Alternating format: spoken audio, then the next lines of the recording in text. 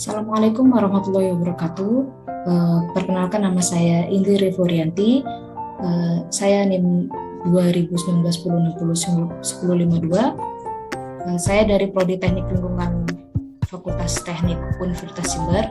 Di sini saya akan menjelaskan tentang rektifikasi peta, di mana saya akan menjabarkan sedikit tentang sistem proyeksi pada peta, dan juga nantinya akan ada sedikit tutorial memasukkan data, mengolah data dari citra satelit hingga membentuk suatu data yang memiliki sistem proyeksi. Baik, yang pertama di sini saya akan menjelaskan apa itu sistem proyeksi peta.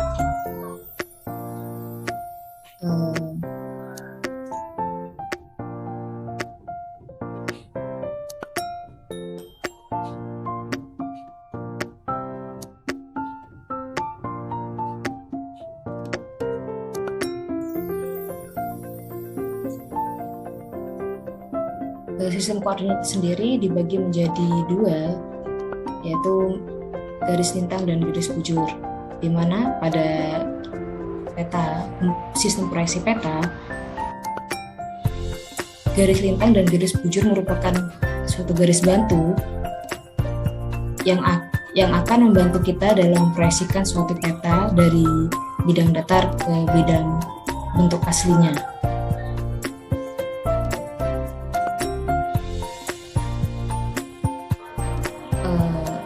Yang kita ketahui, bentuk bumi itu yang sekarang adalah bentuk yang bulat. Akan tetapi pada dahulu banyak sekali teori-teori yang menyebutkan bentuk bumi itu datar. Terus setelah itu ada yang menyebutkan bentuk bumi itu geoid, ada yang pula yang menyebutkan bumi itu elipsoid. Dan ini bumi itu bentuknya bulat, adalah bentuk bumi yang sebenar-benarnya.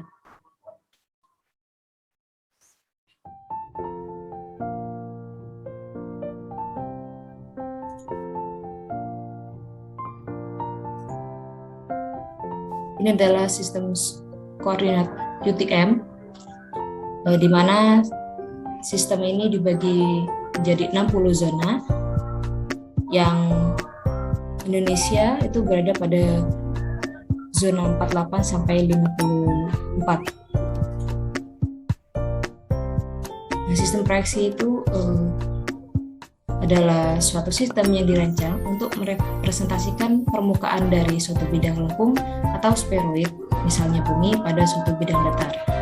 Nah, peta itu merupakan gambaran sebagian atau seluruh muka bumi, baik yang terletak di atas maupun di bawah permukaan, yang disajikan pada bidang datar pada skala dan proyeksi tertentu secara matematis. Dapat kita lihat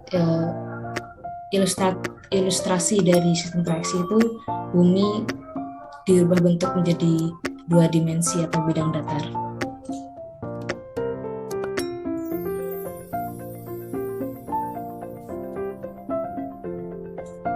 Proyeksi peta itu adalah suatu proses pemindahan informasi dari bidang bola ke bidang datar dengan melalui bidang perantara.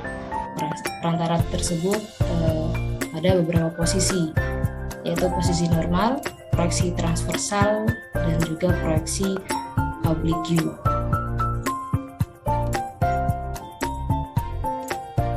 Proyeksi peta yang umum digunakan yaitu tiap-tiap bagian derajat di tengah putar bagi derajat peta, dan yang mempunyai sumbu yang berhimpit dalam poros bumi.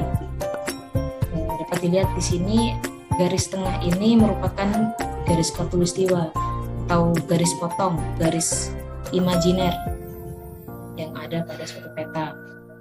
Ini merupakan garis lintang dan ini merupakan garis bujurnya. Peta itu menggunakan sistem UTM pada umumnya, yaitu Universal Transfer Mercator, dan juga sistem lintang bujur atau latitude, longitude, geographic coordinate system. Bersifat universal, yaitu terdiri atas berzona UTM atau bidang datar. Bidang perantara silinder diputar setiap bidang 6 derajat dengan sumbu putarannya adalah sumbu putar bumi. Sistem proyeksi peta itu dibagi menjadi 3 jenis proyeksi. Yang pertama ada proyeksi silinder, yang kedua proyeksi kerucut, yang ketiga yaitu proyeksi azimut atau planar atau bidang datar. Yang pertama adalah proyeksi silinder. Proyeksi silinder adalah proyeksi yang mana garis meridian dipetakan pada garis vertikal dan garis latitude dipetakan pada garis horizontal. Sistem proyeksi ini bekerja dengan cara memproyeksikan bumi ke dalam suatu tabung peta Mercator yang sering kita lihat, yaitu peta Mercator, contoh dari proyeksi silinder. Yang kedua, selanjutnya proyeksi silindris seperti yang dapat dilihat pada gambar memiliki kelemahan, yaitu pelebaran pada bagian utara dan selatan. Semakin jauh dari titik ekuator, maka besar distorsi peta yang terjadi akan semakin besar. Hal ini terjadi karena bidang bumi tidak menyentuh langsung bidang proyeksi. Untuk yang selanjutnya yaitu proyeksi pada bidang kerucut. Proyeksi kerucut adalah sistem proyeksi yang mana garis meridian dipetakan pada garis-garis yang keluar dari titik pusat proyeksi. Sistem proyeksi ini bekerja dengan cara memproyeksikan bumi ke dalam suatu kerucut. Semakin jauh dari titik tengah proyeksi, distorsi yang ada akan semakin tinggi. Sistem proyeksi konikal umumnya digunakan untuk menggambarkan daerah lintang tinggi dan proyeksi datar. Proyeksi kerucut itu juga bisa disebut dengan proyeksi konikal sistem proyeksi. Nah, selanjutnya adalah proyeksi azimut atau planar, atau bisa disebut juga proyeksi bidang datar, yang umumnya digunakan untuk menggambarkan lintang kutub atau daerah yang cakupannya kecil. Berikut adalah merupakan contoh-contoh sistem proyeksi yang ada pada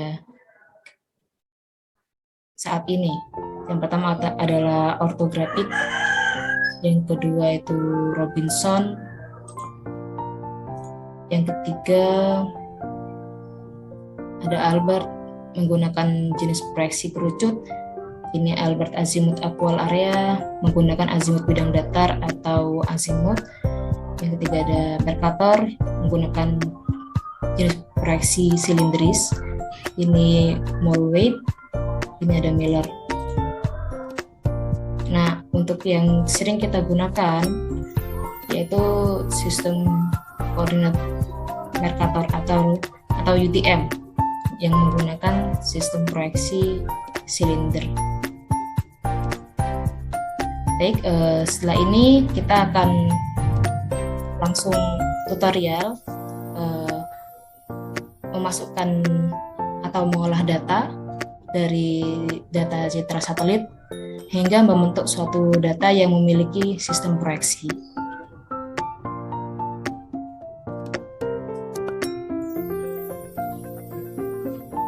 Baik, di sini saya akan melanjutkan.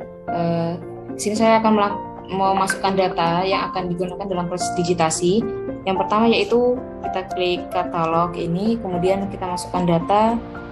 Ini diklik kiri, kemudian tekan lepas pada layar.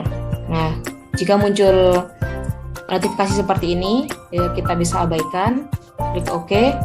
Nah, setelah itu kita klik kanan, kita cari tools georeferencing di sini karena sudah menyala, jadi kita abaikan. Nah, ini georeferencing ini kita pilih auto adjust-nya, kita matikan dulu auto adjust-nya agar datanya di sini tidak berubah, yang data yang akan kita masukkan tidak berubah. Kemudian kita akan memasukkan titik koordinat. Kita masukkan dengan tools add control point, kemudian kita zoom in. Semakin dekat zoom in-nya, maka semakin details titik tengah yang kita dapatkan. Kemudian data yang kita masukkan itu errornya semakin kecil. Nah, di sini kita klik tengah, di tengah-tengah tanda plusnya ini, kemudian kita klik, kemudian klik kanan, input X dan Y, kita X-nya kita ubah menjadi 440, kemudian nilai Y-nya kita ubah menjadi 9226. Nah, kita klik OK. Nah, kemudian kita pindah ke titik lainnya. Nah, di sini kita lakukan langkah yang sama. Kita klik kanan satu kali, kemudian klik kiri satu kali, kemudian klik kanan, input nilai X dan Y. Kita masukkan nilai X-nya yaitu 44. Kemudian nilai Y-nya kita rubah menjadi 9212. Nah, kita klik OK. Kemudian kita ke titik selanjutnya. Nah, di sini kita klik. Oke. Kemudian klik kanan, input X dan Y. Nilai X-nya kita masukkan 426.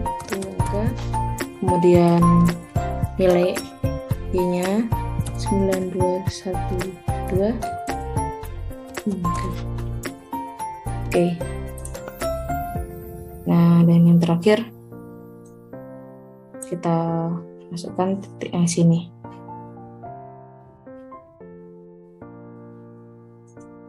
Nah, input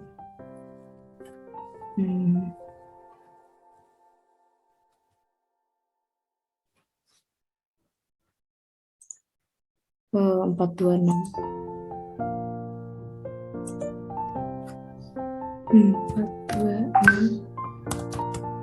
Kemudian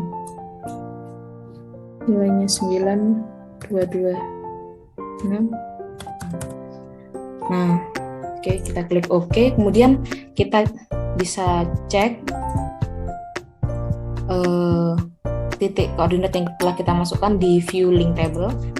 Nah, di sini kita bisa lihat titik koordinatnya apakah sudah tepat atau belum.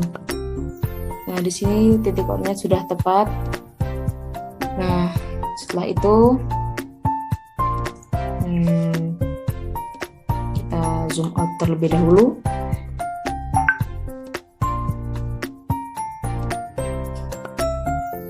Kemudian kita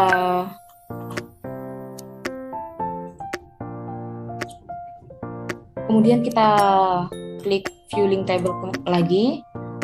Di sini kita lihat pilihan transformation. Di sini ada beberapa pilihan, ada zero order polynomial, similarity polynomial, dan first order polynomial. Nah, choose projective transformation. Kita pilih yang first order polynomial. Di sini kita pilih first order polynomial karena nilai errornya, RFS errornya di atas ini kecil. Jadi kita pilih nilai error yang paling kecil. Kemudian ini tandanya tuh dicentang semua. Jadi data yang kita masukkan itu dapat terbaca dan tersimpan nantinya. Oke, setelah itu setelah selesai kita klik georeferencing lagi, kemudian auto adjust-nya itu dihidupkan kembali, dicentang lagi. Kemudian kalau hilang petanya atau datanya itu kita klik kanan di layers, kemudian zoom to layer. Nah, datanya bakal muncul kembali. Setelah itu, nah ini sudah datanya udah ada semua 1, 2, 3, 4. Kemudian jika sudah selesai, koordinatnya yang kita masukkan sudah selesai semua, kemudian kita update georeferencing. Kita klik fungsinya update georeferencing ini. Di sini nantinya data yang sudah kita buat tadi itu akan dikunci, jadi tidak akan hilang lagi. Nah, setelah itu kita coba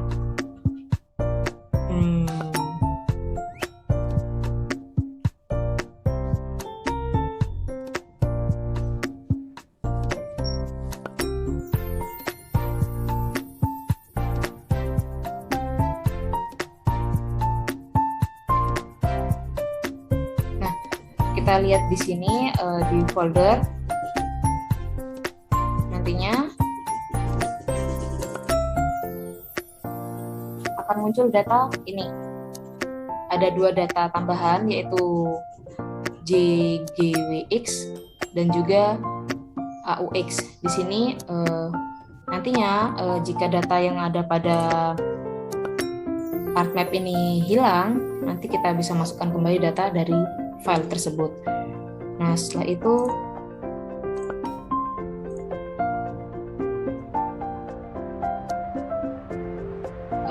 setelah itu kita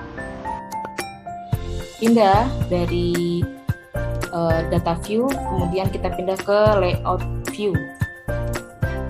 Nah, dari sini, dari layout view itu kita klik kanan, kita pilih properties, kita cari koordinat sistemnya ini,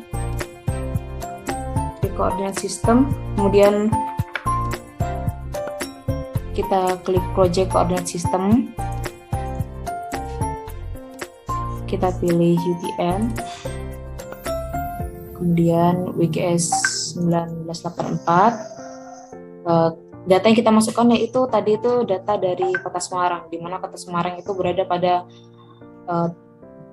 wilayah selatan dari Khatulistiwa, kemudian dari selatan dari garis Khatulistiwa atau garis ekuator, kemudian termasuk pada zona 49S. Ya, pada 49S kita pilih, kita klik, kemudian ini datanya muncul di sini. Oke. Dan kita pilih klik OK. Nah,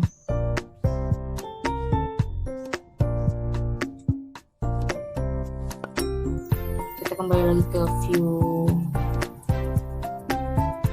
Nah, di sini dapat dilihat di pojok kanan bawah dari layar, itu dapat terlihat tadinya tuh kan satuannya tuh tidak diketahui atau unknown.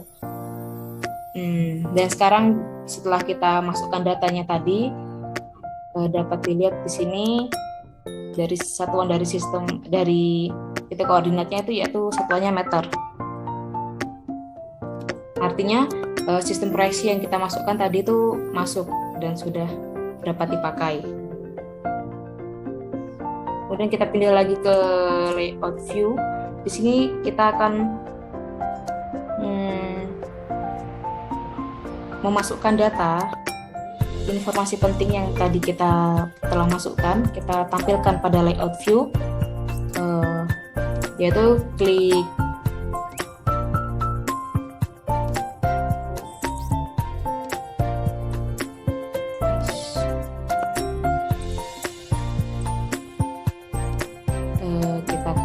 insert, kemudian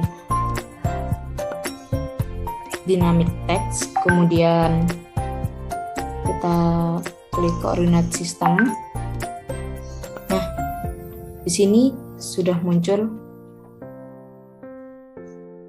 data yang kita inginkan, data koordinat yang tadi kita masukkan itu muncul. Nah, jadi data itu berisi tentang koordinat sistem koordinatnya yang dipakai yaitu WGS 19484 dengan sistem proyeksinya UTM dengan zona 49S, atau dia berada pada zona 49 di selatan garis ekuator atau garis khatulistiwa. Terus sistem proyeksinya yaitu transfer Mercator, datumnya itu WGS 1984, kemudian file spacing-nya 500 juta, kemudian dan lain-lain. Dan ini unitnya tadi itu unitnya diketahui yaitu dalam bentuk meter. Artinya ya di sini dari data ini kita dapat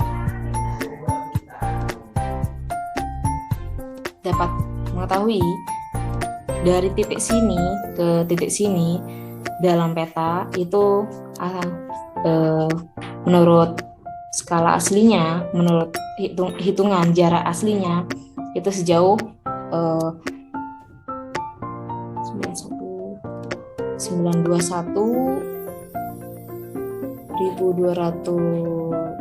2000, kemudian 4.000 itu dikurangi, jadi jarak aslinya itu seperti segitu, selisih dari ini dikurangi ini, itu jarak aslinya. Nah, ini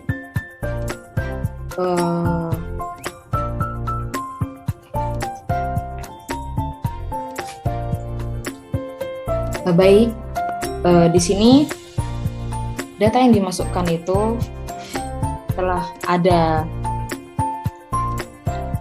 referensinya, referensi yang dimasukkan itu sudah tepat dan dapat digunakan nanti dalam proses pengolahan data selanjutnya. Proses ini digunakan untuk memasukkan data yang baik, menghasilkan data yang lebih baik, yaitu data yang mempunyai referensi lokasi yang benar, kemudian nilai X dan Y-nya itu jelas, seperti tadi yang telah saya tunjukkan. Mungkin cukup sekian penjelasan dari saya tentang rektifikasi peta dan juga cara untuk memasukkan dan mengolah data citra satelit hingga membentuk suatu data yang memiliki sistem proyeksi yang tepat. Kurang lebihnya mohon maaf. Wassalamualaikum warahmatullahi wabarakatuh.